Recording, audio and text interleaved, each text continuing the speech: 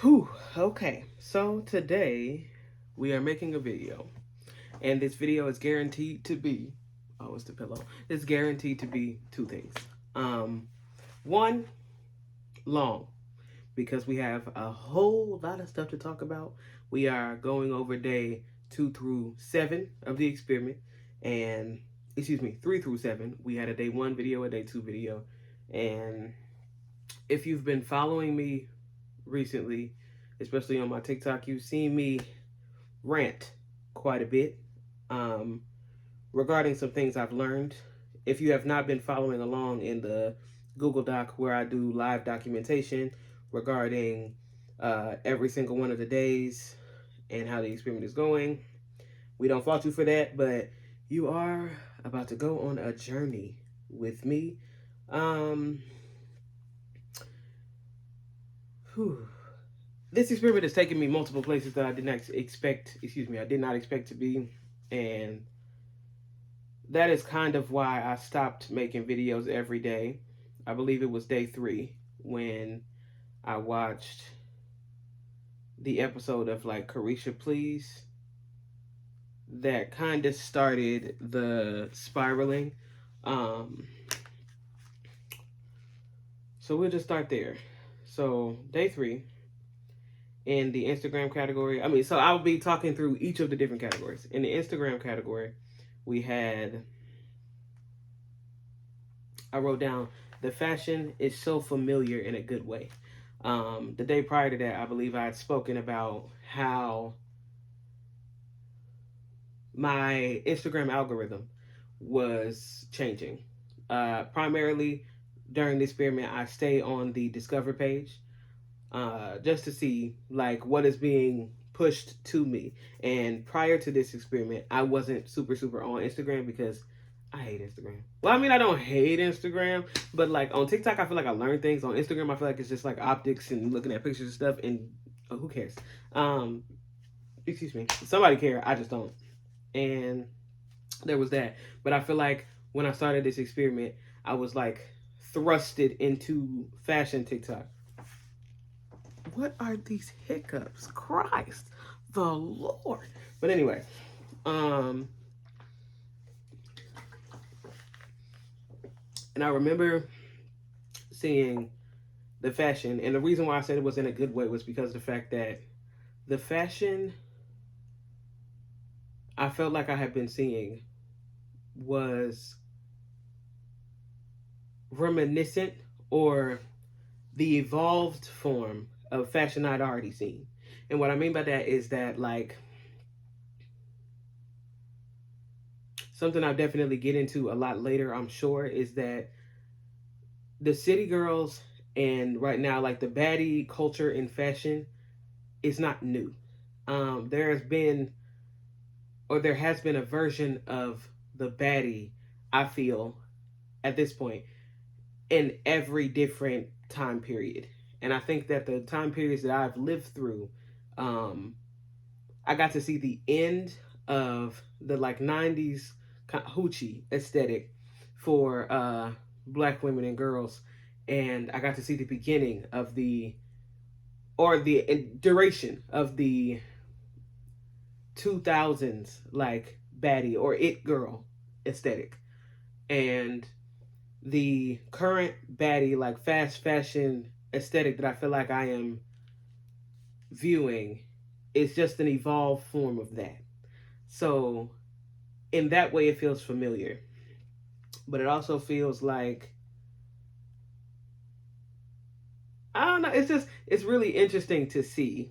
Um, it made me think a lot about my older siblings. When I was younger, I I have 5 sisters, but when I was younger, I distinctly remember, like, I have vivid memories of watching my sisters get ready for events. And we grew up in the hood. We grew up in projects in the bottom. And my older sisters, especially like one of them, when I knew that when I got older, I wanted to dress and look like her. But that's because she was the 2000s it girl. And I distinctly remember, well, the hood version of the 2000s it girl, which is really different than the like mainstream media 2000s it girl, and like I just knew that once I turned her age, I was going to be, lighting my uh, lip liner and getting it ready or whatever. The thick wings, the big hoops, the whatnot. Um, all of those like staple things for black and brown girls in the hood, and I'm not sure that I have fully achieved that yet, but it does remind me of those familiar women that I loved so much and aspired to be like. So there's that. Someone told me like don't forget the OGs, and I feel like in the fashion that is the thing that I've seen the most. Like if anything reminds me like the most of the older women that I saw and looked up to, it's been that part of this experiment. But anyway, in that box, I also wrote that I have become a victim of shade room horror. Um, I said horror, shade room humor, which is horrible, I will say. I don't really find a lot of stuff funny, and it sounds really, really like mean and like a huge generalization to say that like there's a certain kind of person that finds shade room humor entertaining, but it's low key true. Like, I don't. What I mean by shade room humor is that the shade room, which I blocked years ago, but I would say shade room. The reason why I say shade room humor is because it feels shade room adjacent or shade room esque. I think that it made me realize that there's more than just a shade room. Like the shade room is one thing, but then there's another thing called like the Jasmine brand. Like there's a long list of things that are just blogs masquerading as journalism that exist solely to create discourse, to get more clicks, to whatever. So they just say crazy stuff, but the whole humor aspect is just laughing at someone else's misfortune, or laughing at the expense of someone else, or laughing because this person looks this way or this way, and I don't like that humor. So that's the thing. Like the regular, like I would get like stupid memes on Instagram before that, and now I get like memes that are stupid in a degrading to someone way, and that's been interesting. In the TikTok category, all I wrote was finish by 7 a.m. I do not care about y'all's dating advice. It is it's kind of wild that you cannot escape dating culture when you begin to seek out baddie culture or city girl culture.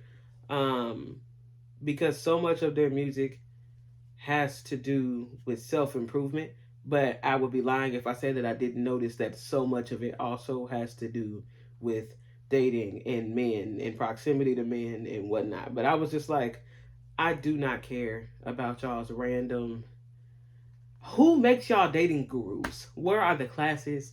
Who is accrediting it? Like, please stop. Get some help. Like, please, because it was that day. It was just overwhelming.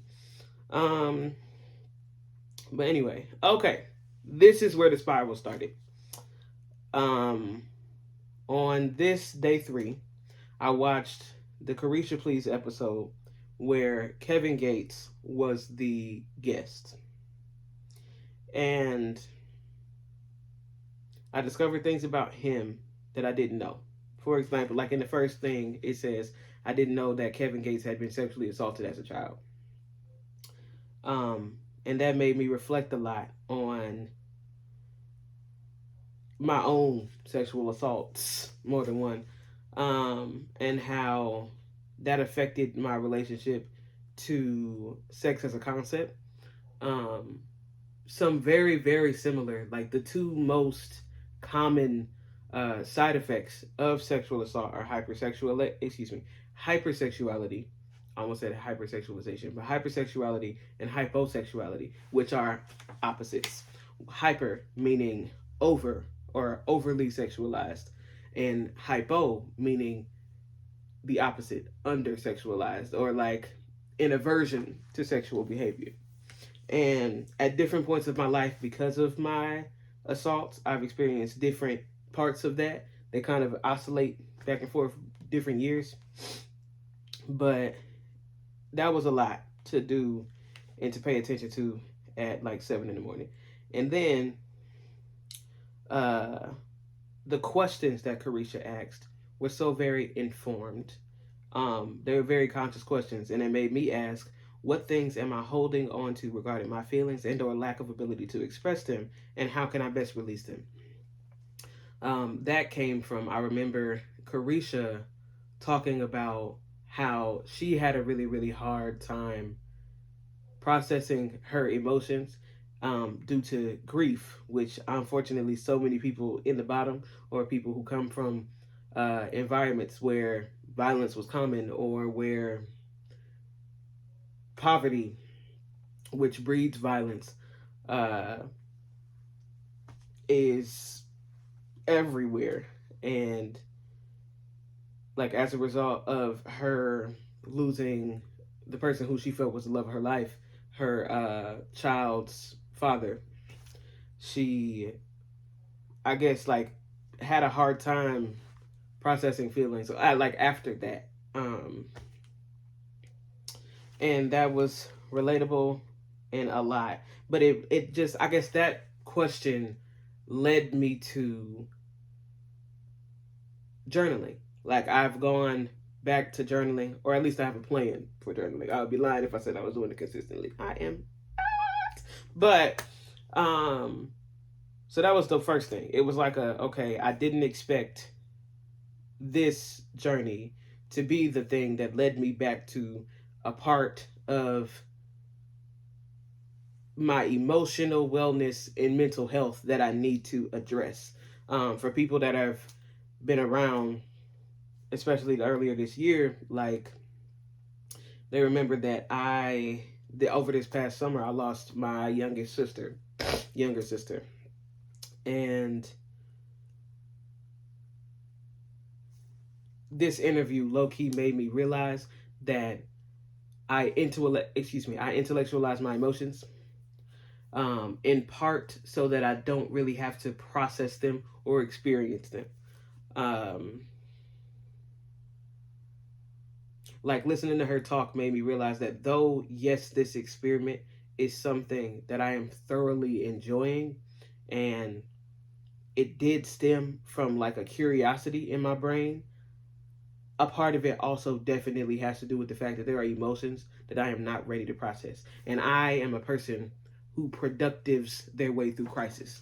A comment that like sticks in my head, that's been in my head for years, that was made by the person who was like my best friend in high school, a male. They told me, they were like, you could have something awful happen at 8 a.m. and you're fine by 12. And we just laughed, and I'm like, what do you mean by that, or whatever? Because I didn't understand that like as a teenager, but as an adult, I'm like, that is definitely a coping skill of mine. When I am in distress, I make myself busy. And via my TikTok like journey, what's so funny is that when I've been in the most distress or the worst distress, like the worst thing has happened or whatever, I create my biggest or best or most consumed work. Perfect example of that is like when the assault that I reference often happened, um, 2 years ago, exactly as of yesterday. um, I created the "what if I was the villain," sound that some people remember from my main profile, that later went on to be sold to, licensed to Dark and Lovely, which is a company under L'Oreal USA, which is like the cosmetics brand. Um, that was my first real voiceover job, where I did a 20-part campaign for L'Oreal USA, and they became commercials. It was like a adventure. It was like lucrative and whatnot, but it was 100% me turning pain into something else. I turn pain into productive, but I don't always process the in between. And that's what it is. The next point on there was he can bachata. Why is he suddenly attractive? Why is he so relatable? And it's so funny because the point immediately after that is, and he lost me regarding science and semen retention. He said something along the lines of women are supposed to wear tampons, and my next note was very hotep, but seems like a decent person. LOL. It's always interesting when people start applying street code to spiritual concepts, and you know, when people go to jail, they need something to believe in. No disrespect, no shade. Excuse me, the hiccups. Okay. Again, another joke, like just me side commenting. It says very 37-year-old previously incarcerated Hebrew Israelite coded. And it says glad he found something to believe in. LOL. He's an A1 gaslighting ability, professional circle talker. And circle talking is what I call it when people are like, they're not talking about anything. You're just you're talking, but we're not learning anything. And then the last thing I wrote in that box was, what I love about being a Black woman more than anything is the ability to understand Black expression. Caricia's blank smile is hilarious. And what I meant by that was, it was funny because like he would be saying his kind of like conspiracy stuff. And what's funny is the space where he lost to me, I feel like she was making the same smile that I was making, it like, oh, okay. Like, what are you talking about, bro? So that was great. In the political section, or the no news section, it said, it is becoming surprisingly easy to completely avoid all kinds of relevant, real life, real world issues in news. But I don't feel different. And that is a wild experience for me. I think that because of how I was raised, because of who I was born to, I feel some personal responsibility to be involved, or at least aware, in the world and its problems. Like, activism is something that I think I was taught very, very early, or at least like self-activism, if not activism for your people as a whole. And it, like, something I think I said in the Anchor video is something that like my mom and like people around me kind of said, like, we don't believe in being ill-informed, uninformed, misinformed. And yeah, like, it's definitely felt weird to be completely cut off from news because that's something I consume regularly. But at the same time, I've realized that the issues affecting the whole world are so well reflected in this music. And if you've seen the videos I've been posting on TikTok, you already know that I've talked a lot at this point about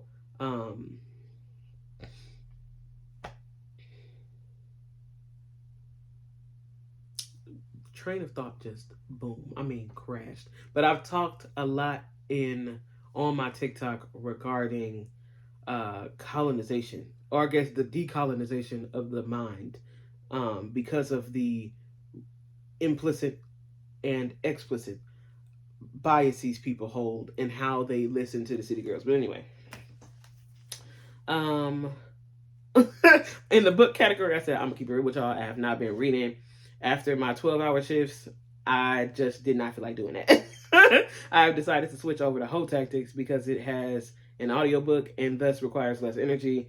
Let the record show that I am very skeptical about consuming content about/for women written by a man. But it has been recommended several times, so I'm going to trust the process. And I'm going to leave that as it is because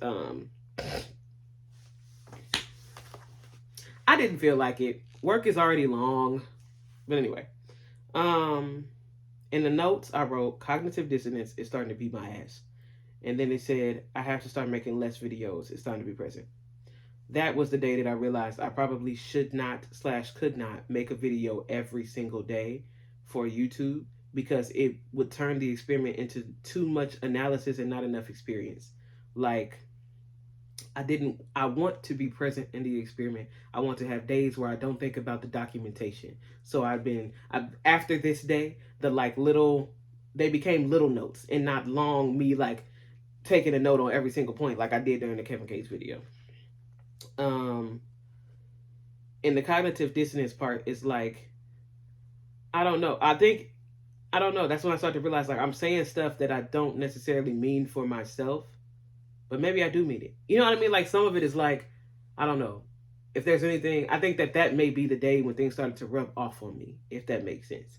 Because I was like, there's no way, I don't know. There's no way you can listen to something over and over again and not to start to believe any part of it. So there's that. Day 4. So that day I woke up at 5 a.m. and went directly back to sleep. So I completed the 20 minutes of Instagram on my lunch break. I ended up doing 40 minutes and it didn't suck, surprisingly. Prior to that, I had noted that it had been kind of hard to do 20 whole minutes of Instagram because I rarely got on Instagram before this experiment. And then I said, I finally figured out what I like about the fashion. And that's what I was describing earlier. It's black and brown. That's what it is. It's familiar and I approve. Even though it is a little materialistic. I ain't gonna lie. I mean, as the minimalist to me is like sometimes, but other times I'm like, it's cute. The girls are having fun. And I support the girls having fun. In the TikTok category, I said at that point I realized that English language, my algorithm had been shifted fully into how to be a baddie TikTok, and I didn't hate it. And then I wrote down a quote that really, really sat with me that day, which was, you have to decide whether or not you're going to surrender to your suffering. And I feel like that references what I was referring to earlier, where it's like, okay, I historically have not even allowed myself to chill, let alone be, I don't even know, like present in suffering. So there's that. Okay. This day is interesting because this low-key led to me rapping. That day I watched another episode. I believe I think that was an episode of Courageous Please, but I'm not sure. No, it was Young Miami's interview on The Breakfast Club. And I said in the notes, every time they talk about their rap career, it seems extremely simple. Not to like minimize their work they've done at all. But I do wonder, like, is it really that simple? Like, could anybody do it? That led to the video that you've seen on my TikTok now of me rapping. And people really think I'm a rapper now, which is like wild because that was a joke. like it wasn't awful, but it wasn't like I'm a rapper now. You know what I mean? It wasn't like this it's me, it's us. It's us, So there's that. Okay, so that day on the Instagram category, the Twitter/political commentary category, y'all know what I'm talking about. If you on the Google Doc as you're reading, you'll know because it's right here in front of you. So there's that. In the Twitter category/political category that day, it said, I will be spending Instagram time on the Discover page. That's when I made that decision to avoid seeing the content of my mutuals because they are socially aware and care about world events. And I'm posting about them. There are a lot of things going on in the world right now. And side note, someone asked me why avoiding the news was such an important term for me to add to this experiment. And the reason why is because real world issues break the delusion for me. If there's anything that I've become delusional about, anything that I've absorbed or whatever, I feel like the news to me is like this anchor, this like centering thing that I do every day outside of this experiment. That's like, I need to be informed about the world. So if I am, whatever, and I'm doing this experiment, and it's like, whatever, I'm scrolling, I'm consuming the content or whatever, and then you tell me people are dying and there are real things going on or whatever, it can cause me to desert this completely. But the reason why is because I'm like, I don't know. It's just like I have a hard time focusing on the things that I deem unserious when faced directly with very serious things, and justifiably. So avoiding the news has been, of this whole experiment, avoiding the news has been the hardest term. Now, in the next category, I have the 3 hours of music category. I just listened to music that was already on the playlist, which at that point I believe was 9 hours. Because I was excited for the new City Girls album that came out Friday. Oh, okay. In the notes category that day, I said, my man, in parentheses, who is not my man because he's a celebrity who I've never met, thus has no idea I exist. No idea I exist. It says all the time that they're not into a relationship. Hashtag Delulu for life. Released a podcast episode last night, and I'm kind of salty because I didn't get to watch it, but hopefully I'll get the chance to watch it this weekend. Update, I did get the chance to watch it this weekend because, Saturday I didn't have to work, so, I got all of the stuff done early, and then I watched my man's podcast. Who's not my man. I promise I'm not crazy. Just delusional. All right.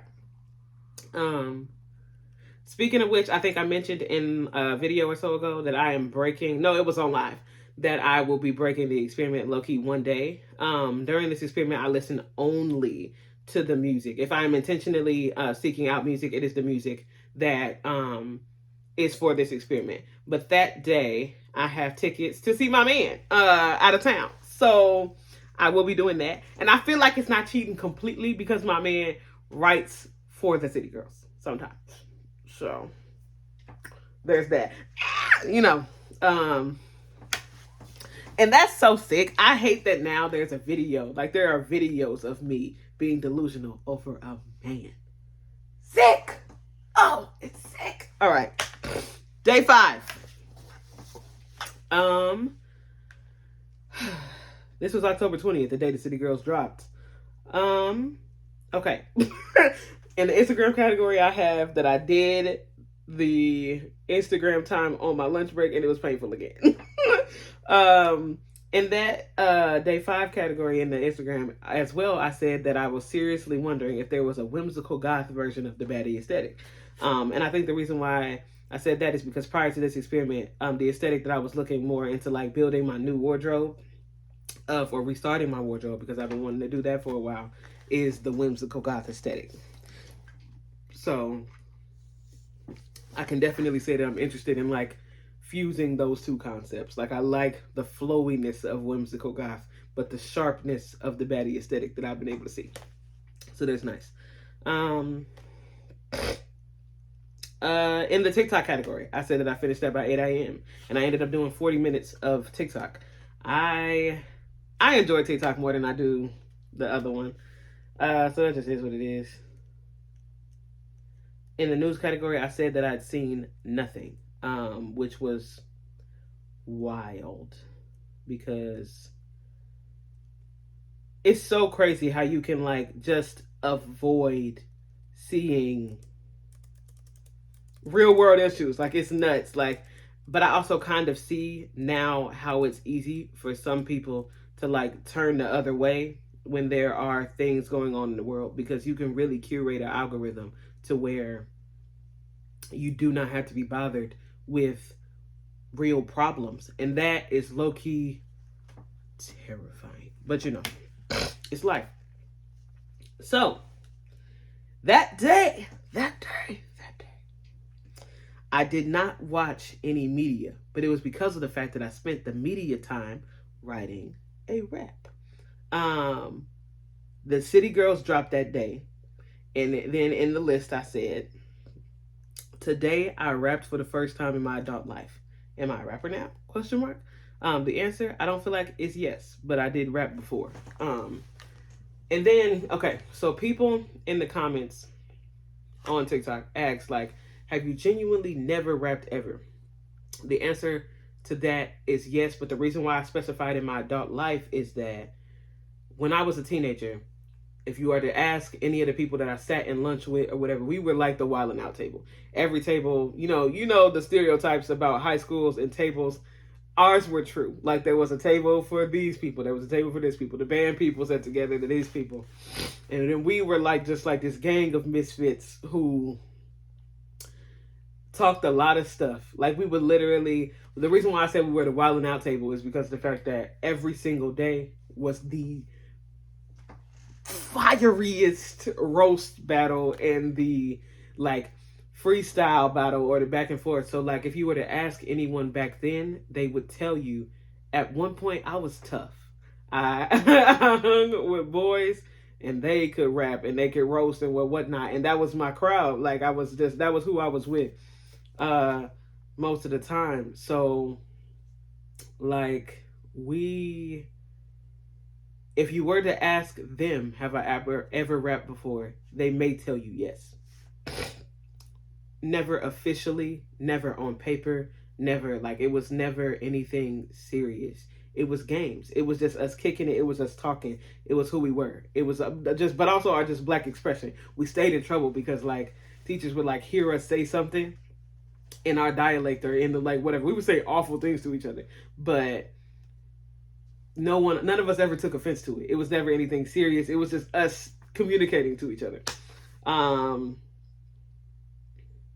making jokes about dramatic stuff or whatever. Like we really helped each other get through that time via humor, and that was really that. We was all from the hood. We was all from the bottom. I mean, from the bottom, and that was what it was. So I mean, like some of them will tell you though that I was like tough. Like we used to go back and forth like rapping or whatever. But the reason why I stopped on paper, like random story that I completely forgot about until people started asking me questions. I'm a person who represses bad memories. So like I don't remember that a bad thing happened and then you say something, I'm like, oh my God, that's where it came from. But anyway, when I was like 16, like a year or so before I really, really got to like kicking it with them, I used to journal. I used to write music. And I would wrote, at that time, it was just like singing music, but I would write songs fully, like write them completely for other people. As some of y'all know, as I spoke about in the last videos, I grew up in a cult that had, it was a religious cult. So I was writing music in the style of like the little pieces of music that I could hear. Like I had like a stereo, like a radio. So I would listen to the radio because we couldn't listen to like secular music or whatever. So I remember at that time, I think that Rihanna was in her like S&M era. The bad girl era was already over. She was in her like kind of poppy era. And I wrote a song and I couldn't even rewrite it if I tried. Like I don't remember what was up for real, but I wrote a song and I wrote it in my phone. And when I say my phone, I just mean the phone that I was given at the time. Because at that time, my mom was very, very like, this is your phone, but this is also my tracking device for you, but this is also how I figure out where your mind is or whatever. I don't ask you questions. I just take your phone and search it and whatnot. Like it was like this is my phone, but it's not, So privacy had not been something that was established for real. You live in my house, your intellectual property, who you are, the privacy is not real. So I wrote that song and it was like I wrote it and I was like, I wrote it in completion, but it was for her to sing. And it was in a similar theme and in similar verbiage and terms and whatnot as the song S&M, I remember. So inappropriate. And I remember I was writing it and I think she like did the thing what parents do where they bust into your room. And I was writing it at the time, and I think I like, what did I do? I tried to like scroll away or do something super fast. It couldn't have been a scroll because it was not an advanced phone. I had to like try to close it quickly. She went through my phone. She found it. I got grounded forever. I mean, and I don't even think I was grounded. I think I just got my phone taken away forever. but when I got the phone back, all of the stuff I had written was gone. So from that point, from the time I was 16 to the time to now, when I'm 25, I never wrote a song again. So, that was. So if you were, the reason why I can't be like, yes, I've rapped before, no, I've rapped before, anything like that, is because it's like that like rift that caused between who I was becoming as a musician then and who I am as a musician now was deep. And we weren't allowed to stop being musicians. One of the only way we could get out of one music concept was another one, because my mom also is musically inclined. So she was like, you will be musically inclined. We didn't have a choice. I played one instrument. The only way to get out of that instrument and get into the instrument that is the love of my life was to switch over, but I could not get out of a music class. Same concept with like the only way I could have gotten out of a music class was to get into another music class. Like the only way I could have ever stopped playing my instrument was if I had like joined a choir or something. And at the time we were in church and we were already in choir. So I was like, I'm not singing at school. Like, you got me messed up. I'm already doing that at church. And with small churches, especially small black churches, when your mother is the music director, you are the choir. And whether you want to sing or not, you are the choir. That's the perfect way. That's the best way to say it. So yeah. A similar thing also happened with me in like journaling. I remember the day, or it was a night after like practice. I was like working on homework, this is that, but I also was writing journaling about things I didn't like, and it did involve my mom. This one day about a boy. I was a freshman. That was like 15, 16. And I remember being in like the kitchen or whatever, writing this thing. And when she came in the house, I think I panicked. So I like balled it up. And of course, me balling it up made her suspicious. She unballed the paper. She read it. I never journaled again. But it was because like it was like I got in trouble for not necessarily my opinion, but how it was expressed in that context in that house. You know what I mean? It was like you can't have this negative opinion of me in my house. And this is not to say that she wasn't like an A1 mom, because she was and she is. But we're much cooler as adults than we were when I was a teenager. But yeah, I didn't write again. I didn't journal again until I was out of the house, I think, until I was well out of the house. So there's that. So if you were to ask questions, I couldn't really answer them regarding me as a writer. So there's that. Day 6. Okay, in the Instagram category, excuse me, we're still going on about fashion, and it says, the Hoochie Mama aesthetic is very beautiful. That day, I really started going back and trying to figure out, again, what other things were so familiar about the fashion style that I had been seeing. And that's when I realized that it was an evolved form. Like the baddie fashion style, city girl fashion style, whatever, it's an evolved form of the Hoochie Mama aesthetic. And if you ever seen the 90s Hoochie Mama aesthetic, like the beautiful long nails, the colors, you know what I mean, or whatever. I mean, some people would call it provocative. They were proud of their bodies, and they had autonomy over their bodies, and they wanted it to be clear and visible that they were both proud and had autonomy. And there's something very beautiful and something very cultural about that. Hoochie Mama is a specific aesthetic that only black women have. It is ours as we created it. And yeah, that day I was really emotional over that realization. And what I wrote after that is, they couldn't wash us out. That was a reference to, I distinctly remember sermons and things and just comments and whatnot when I was younger from older people about those women, because that's when I was growing up. That's when those women, were outside, and the stigma, the red nails make you a Jezebel, the hoops are too big. That's when the, like, what is it? The bigger the hoop, the bigger the hole. Like, just stupid stuff came out, and it just it just, I don't know, seeing the aesthetic, it just reminds me of the homegirls and the hoochies and like everybody, back in the some of the, the brown girls would call it the barrio, but back in the hood, you know what I mean, back in the bottom, when it's just like, I just remember when it would be like a party or something like that, like you could look outside and it's like everybody was so beautiful and we were united via like the hoops and the liner and the lip liner, the eyeliner, and whatever, these sharp wings, these beautiful painted eyes, and these long nails. Everybody had on gold. Like, it's just like when I think back on those specific memories from my childhood and just from the hood generally, I can't help but be like happy because it was like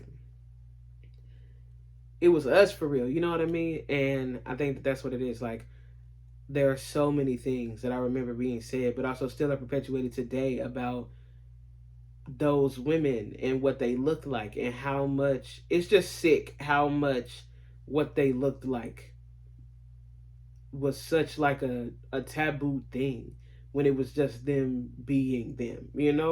And yeah, I was very empowered that day by, the realization that they can't wash us out. So if you were to look at my Instagram today, it reflects that very clearly. There's a very, very good mix of like the modern baddie aesthetic and fashion, but there's also like this very, very present representation of the Chicano women I grew up around and the black women that I grew up around. And I'm finding new retailers for name rings and name plates and, whatever, Virgin Mary necklaces or whatever, stuff that I've seen jewelry rise that I've not seen in years. And it's very beautiful.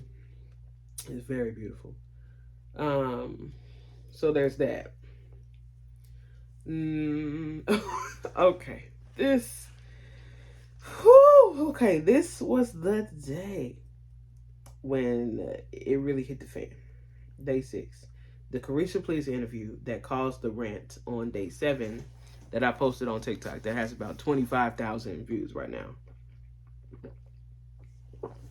My very first note about it: niggas are broke.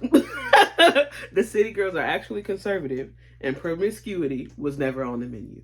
I feel like throwing a knife through a wall.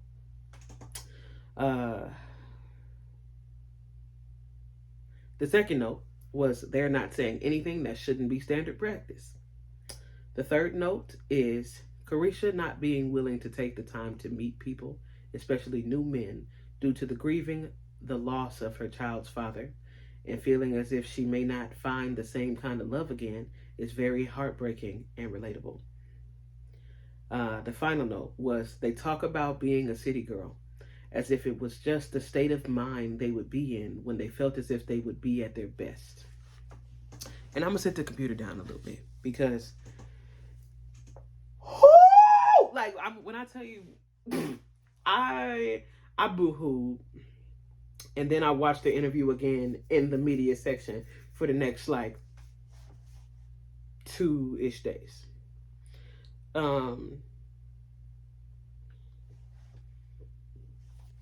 I couldn't believe how many people, and I've already fully articulated this on TikTok, so I'm not going to stress it for too long, but I couldn't believe how many people said so many backhanded things regarding them. I was just like, if no one who has actually sat and listened to them talk about their life for real could genuinely believe that they are these just frivolous, promiscuous people. I was disgusted. But I also was like, I boo-hooed. When I say boo-hooed, I mean I cried. I cried watching, but I also cried with them. It's just like, it was just so very sick to just realize, like, these people that have been so heavily vilified they're our big sisters. They're our, cousins. They're our, you know what I mean, or whatever. They found the best way to deal with their situation and turned pain into power. You know what I mean, or whatever.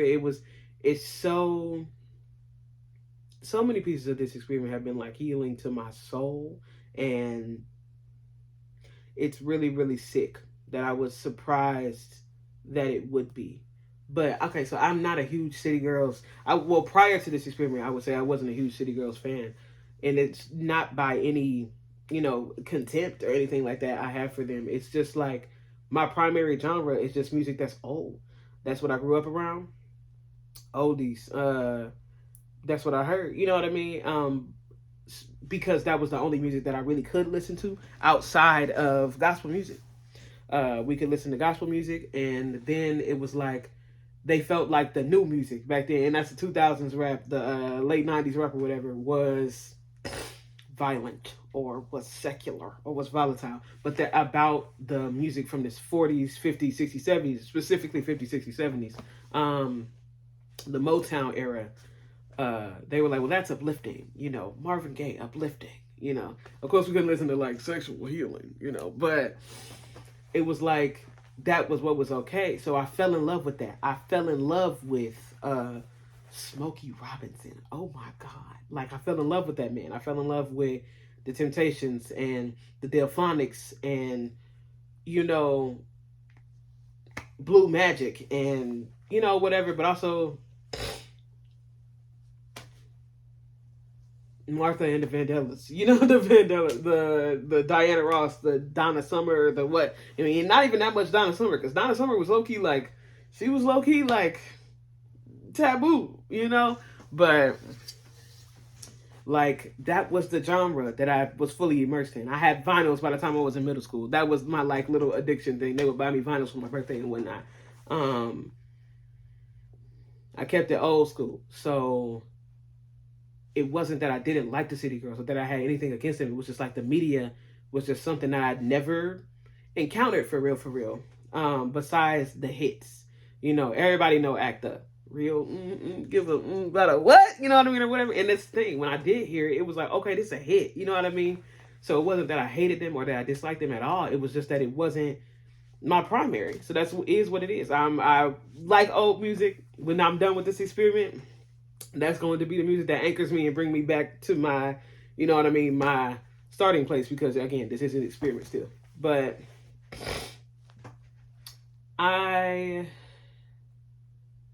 listening to everything that people said about what I would feel or what they thought I would feel, I was so very taken aback by the realization that that just was not the reality. And it was painful to realize that, in addition to the fact that that was not the reality, all of the opinions had been based in bias and racism and anti-blackness, which again is racism, and that old school condemning mindset. And it just sucked. It sucked. I boo-hooed. I boo-hooed. And back to that first line. Niggas are broke. Niggas are broke. The City Girls are actually conservative. I think that the knee-jerk, like, niggas are broke comment was because of the fact that I realized that the patriarchy, I didn't realize the patriarchy. Of course, I knew the patriarchy, like, existed and whatnot. But it was like, wow, the patriarchy is the reason why they are perceived in the way that they are. Never once in a song up until this point. And now, I mean, as a person who's now, like, listening to their entire discography, can I ever say that I ever thought, based on the lyrics, unbiased, that one of the City Girls was selling their body for sex. Excuse me, having sex, as in selling sex for money. It's very, very clear that they're hypergamous, meaning if sex is on the table, money should also be on the table, meaning I should be well taken care of if I'm going to be sleeping with somebody. And I agree with that. And that may come from my own bias. The next line was, they're kind of conservative. I grew up, and when I say conservative, I don't mean politically. Let me specify. I don't mean politically conservative. I mean reserved, especially conservative with their body, with their like beliefs. I wouldn't say that they're like prude or anything like that, but that was the word that we would use, like, I guess in church wise and whatever. You could conserve, you should cover up. Maybe a better word is modest. They're kind of, in many ways, especially like when they were asking each other like sexual questions, one of the things that Herecia said that like stood out was like, Saucy Santana also, like, Santana always kind of gives off like Virgin Mary vibes. Like, they don't do that. And I was like, so you mean to tell me none of you have ever openly said that you are promiscuous? It was literally just the world. It wasn't even you. I felt like I just, I felt so betrayed, swindled, run amok, bamboozled. So there's that. In the news category, I wrote, doing a good job of scrolling away, meaning politics would come up like once in a while. In the 3-hour music window, I had a couple notes. It said, my brain is full of music that I want to hear, meaning music that has not been created yet. And I'm rethinking or planning out so many rappers' careers, all of which I've never met. But I can't tell, this is the interesting part, but I can't tell if the fact that my composing brain has been ignited is my brain conforming or my brain fighting back. I still haven't figured that out. I don't know if the fact that now I am back in the mental space where I want to make music and I'm writing things or thinking of things that I would love to hear other people hear or hear other people say, some like rappers or whatever, some lyrics where I'm just like, ooh, this would be so hard coming out of this person's mouth, I don't know if that is my brain fighting against this experiment and going, okay, this is your own thing and this is your music with your substance and what you want it to be, or if it's my brain being reignited because of the City Girls. Something that someone mentioned in the comments regarding the rap I did was, why did you decide in your rap to, I guess, degrade other women? And what's crazy is that I hadn't even thought or registered that had happened. I was just writing in a style that people said I wrote authentically in, which is so interesting because rap is competitive by nature. It is the hip hop operates within the hip. Rap and hip hop it is a competition of who can rule the popular culture because hip hop is the popular culture, and that should not be a controversial thing to say, but it is, unfortunately, because people don't give hip hop the credit it deserves. But the truth is, hip hop is the culture and the genre that drives everything. No genre moves faster than hip hop, and from it's a song to it's a TikTok dance to now it's a trend to it's a then, and then it's nothing within a week. You know what I mean? This was the greatest rapper of all time. We all love them. They drop a new album. It ain't hit. We don't care about them no more. Like, it literally shifts the scales of internet culture, period. But also, and internet culture is culture. You know what I mean? At this point of our lives, from how it influences how we dress to how we speak, the slang, how we move, the dance, whatever. It's just, it is what it is. We are it. And in rapping in that style, I naturally fell into this kind of aggressive, competitive point of view or tone. And what's so funny is that I made a video right before it and I was like, why would I say that? like one of the lines came off very, very dissy to a famous rapper. And I wrote the line, obviously, like I wrote it and I performed it, but I sent it to my best friend and she was like, oh, like this kind of hard. And I was like, it's kind of hard. But I was like, it's hard in two ways. Like on one hand, like it's a little fire. But on the other hand, that was so aggressive to them. And I like their music. I do. But like, I don't know. And I'm like, I don't know where the influence or anything like that came from. What I think I can say is that I definitely, somebody asked, like, did it come from the music? Like, do you feel like it was influenced by the music? And I'm going to have to lean to yes. But the reason is, like, that is the genre. Like, it, like, authentically in the genre, you get on a track and you talk your stuff, and you are the best. And you know what is it's the culture of rap, and that's not just female rap. If you listen to rap by anyone or whatever, they're going to say, I'm, it's us. I keep saying it's us because that's my man. But you know, it's us. And that's crazy. Like, that's a crazy development. Somebody else recommended that I like write something once a week to see like how, I guess, my rap, because rap career, question mark, question mark, question mark, because I'm not a rapper, but how my rap style, I guess, would evolve over time. And I don't know if I'm going to commit to that, but you know.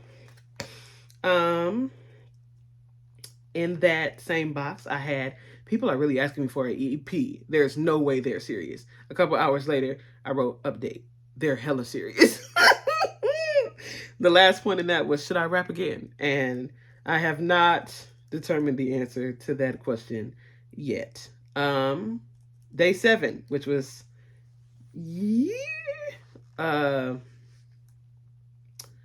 today is the 24th, so day 7 was 2 days ago. The hiccups are, when I say they eating me up right now. Okay. It says, I am surrounded by beautiful images of black women and brown girls. And I think it's time to look like some of them. So day 7. Day 7, we spent some money. Day 7, we went to Sephora. And we spent $100 on just about 3 products. Some products that I needed. And then the next day, on day 8, we went to Sephora again and we spent like $50 on another product. This aesthetic is so very beautiful, and it has brought out something in me that I remember. Something I've talked to you all about on my TikTok is that before my assault, I've not said this. Before my assault, I feel like I was so pretty. I feel like I was so pretty. And it's not to say that I'm just a shell of the person I once was. Before my assault, I put effort into aesthetic. I put effort into beauty. Before I started this personal uniform of all black and jean, and I'm pulling back out my cowboy boots just to, you know, whatever. I wore makeup just about every day. I was a 5 a.m. makeup girl. I was.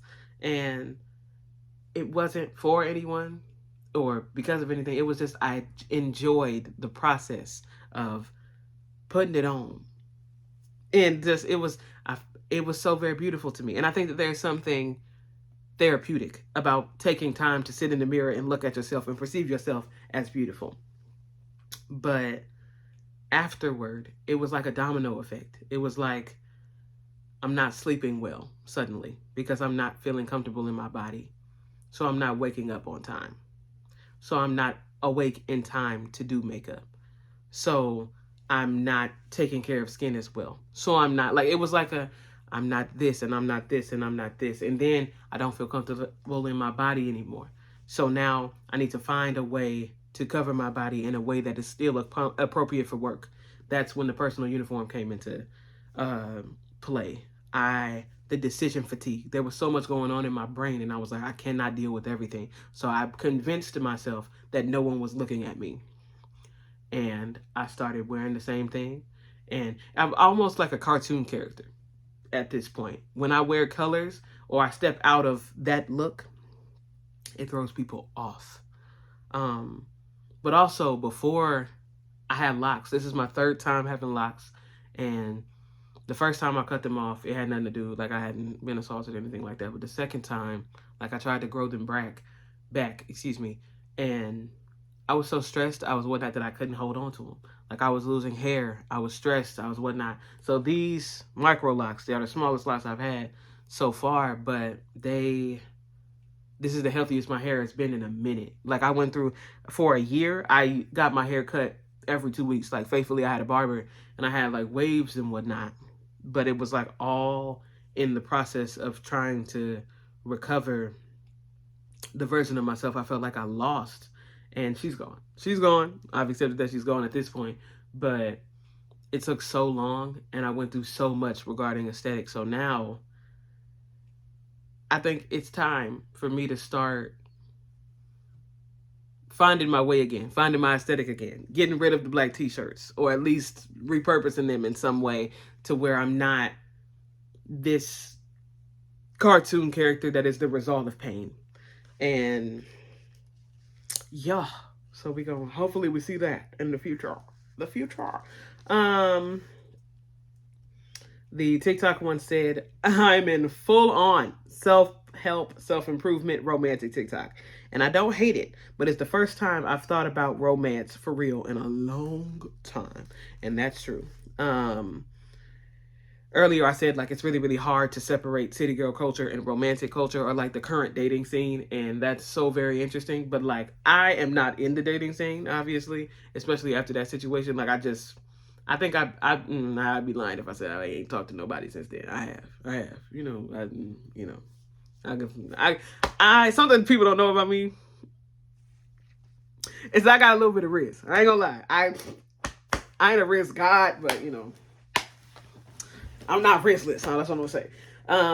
So I have talked to a couple people, but it ain't been nothing serious except for that one time. All right.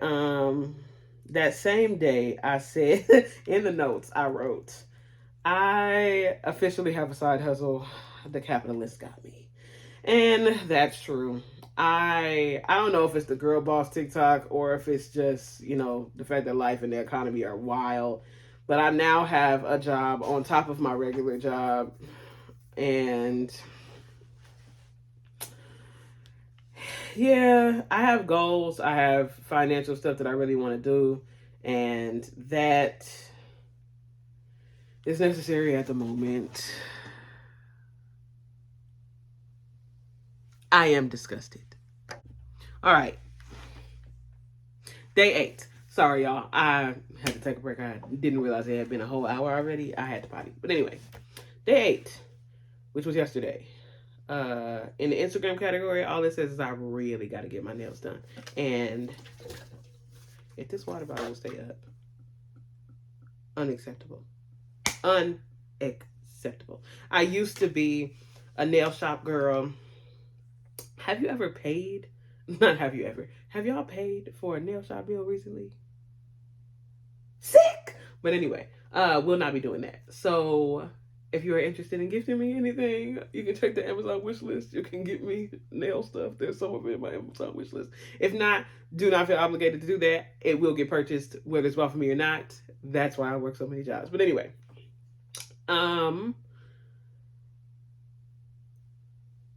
yeah.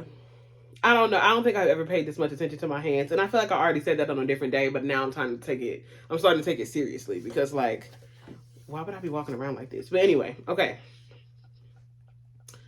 20 minutes minimum on TikTok has no notes. In the media category, I repeated that video again because I'm just not over it. Yesterday, it literally in the box says, I'm just honestly just going to keep running this interview back until I'm over it because I still feel bamboozled, swindled, hoodwinked, run amok, and I am not okay with that. But anyway, in the news category that day, it says somehow I ended up having a political conversation in person, which somehow kind of not deleted, but defeated the point. So yeah, I succeeded online, but did not succeed in person. Yesterday, I've been repeating the City Girls album. It came out. I can't believe it's so short. Like, oh my God, less than an hour. But at the same time, hits. Okay. So there's that.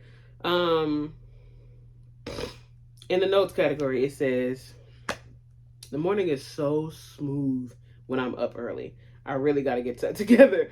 Um, it says I was on time and everything.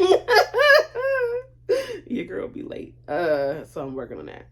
And the last point, the final thing we'll be talking about in this video, um, was that in the last box right here, it says, I feel like I'm shedding a version of myself. If you have seen my video from yesterday, last night specifically, which was the 2-year anniversary of my assault, uh, you saw me talking about waist beads and my journey with them, and the fact that I've had these on since that assault, since like right before it. And I don't know. I feel like there are so many things letting me know that it's time to move on, or that there's new energy here now. And maybe it has to do with the interview. It's not the interview. Well, maybe a little bit the interview. Maybe it has to do with the experiment. Maybe it's just time and place. And this is just all lining up in the way it's supposed to. Maybe. I don't know. Maybe it's Maybelline. I don't know. But anyway. Um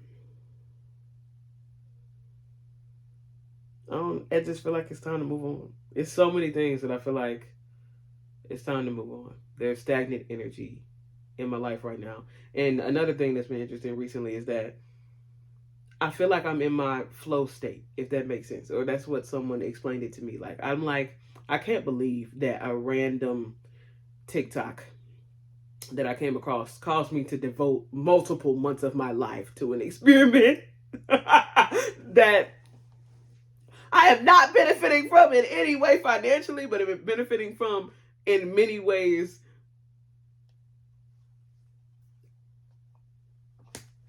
educationally, I don't know, socially, um, academically, but I've just kind of been getting up and doing the side missions. I might just get up and do the rap, write a rap, post a rap to the internet, get up and twerk in the mirror. I don't think I've twerked this much in my life alone in the comfort of my home. Um, it's kind of crazy, honestly. Um, but yeah, it feels like I'm present right now. And that's one thing I can say. I can definitely say also about the City Girls. There's this very present energy. They don't succumb to pain of the past, doing everything within their power. You know what I mean? Carissa talked about going to therapy, doing everything within her power to process the past in the present, but also get the bag, do your thing right now, and set yourself up to have a more productive future, to have a beautiful present and a productive future. And so, yeah, that has been the conversation related to day 3 through day 8.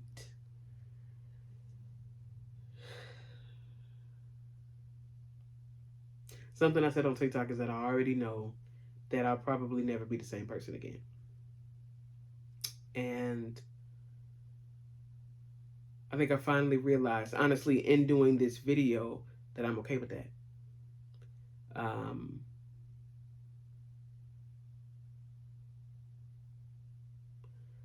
it's so very important to hear people who have walked the path you want before and are walking a similar path now, and see them be productive and see them triumph over the issues that they've had, and see them, working there every day to try to be the best version of themselves. And I think that in this experiment, I have been surrounded, um, though mostly virtually, I've been surrounded by media of people who are like, okay, this is the best thing that you could do for yourself right now. And pictures of people who are like, this is the look, or whatever, of I look like you. And I don't know, it almost feels like the media is like calling me to do better and to make the necessary changes that I've been waiting to make, or didn't have the courage or strength to make at different points previously, in my life. And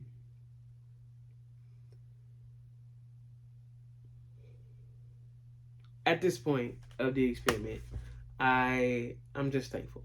That's what I'll say. I think that there obviously people are going to focus on a lot of negatives that they feel like they have associated with the City Girls music and with City Girl culture and baddie culture and whatever, but I am so very grateful for the journey and all of the perspective that I've gained along it so far. And that is on today, which is just day 9. I am over 10% of the way. You know what I mean? And I just, yeah. If there was a wish that I had for myself, it would be just to like continue to prosper. I hope that it doesn't take a negative turn. But at this moment, I am very, very excited to see who I am and what I look like on day 60. Even though I am irritated with many people so far on day 9. So, yeah, that's it. As promised, this video is long. But yeah, I, as always, will be, putting the link to the Google Doc and some of my socials in the description of this video. If you want to follow along and see the documentation I do every single day, there is a Google Doc link right there that I update every single day. It doesn't even get closed on my laptop. There is the link to my playlist, the link to that wish list that people have been requesting, and all of that. One day I'm actually going to make a real link in bio website, but I don't know. I actually researched him. I promise I'll research them. But Linktree, I ain't gonna say it sucks, but it's like, maybe I'll do the thing the girls do where they make their own website and they're like, this is my Canva made link in bio, whatever. But we'll see. Hopefully this week, after I spent over $150 on makeup, y'all get to see some looks, okay? If I can wake up on time. So we shall see. Big love to y'all. And that's it. Have a good night.